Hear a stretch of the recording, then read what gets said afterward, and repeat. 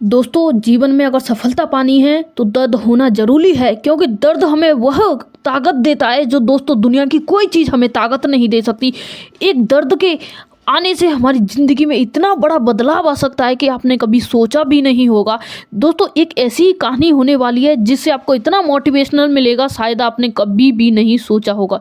दोस्तों एक लड़का था जो अपने पिता का सबसे बिगड़ा हुआ बेटा था। उसका पिता बहुत गरीब था, इतना गरीब था कि एक रिक्शा चलाता था, लेकिन वो इतना गंदा लड़का था, बहुत गंदा था। उसका पिता पर डे उसे कॉलेज छोड़ने जाता था। एक दिन उसका पिता सेम उसी तरह से जैसे पर डे जाता था उसी तरह से उसे कॉलेज ले जा रहा था। सामने गेट पे पहुंचा तो उसे उतारा तो वो कॉलेज जाने लगा, यानी गेट के अंदर जाने लगा।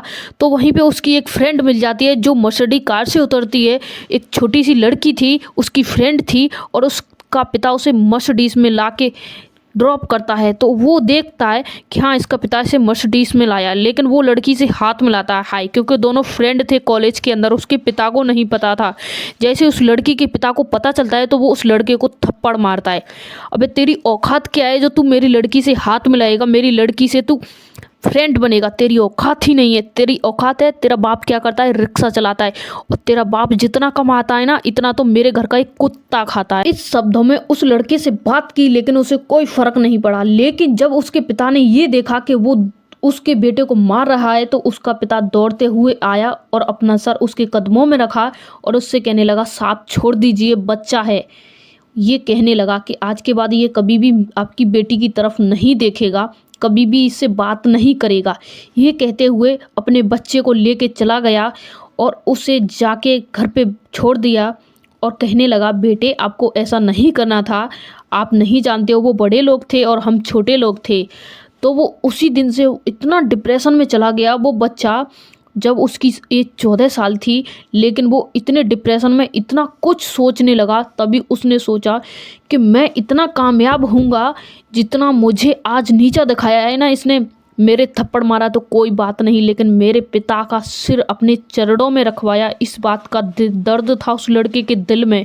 तो उसने उसी दिन ठान लिया।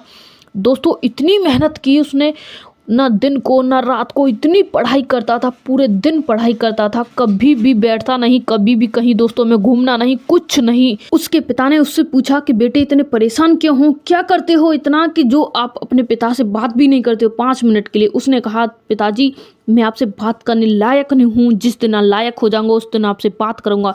उसने दोस्तों इतनी मेहनत की कि उसने जब 14 साल की एज में अपने पिता की बेइज्जती देखी, और वहीं उसने 24 साल की एज में अपनी कामयाबी हासिल करके दिखाई। वो मर्सिडीज़ कार जिससे उसके पिता की बेइज्जती की थी, उससे दुगनी हाई लेवल की मर्सिडीज़ कार उसने 24 साल की एज में अपने घर के सामने ला के खड़ी कर दी, और अपने पिता से कहने लगा कि चलो पिता।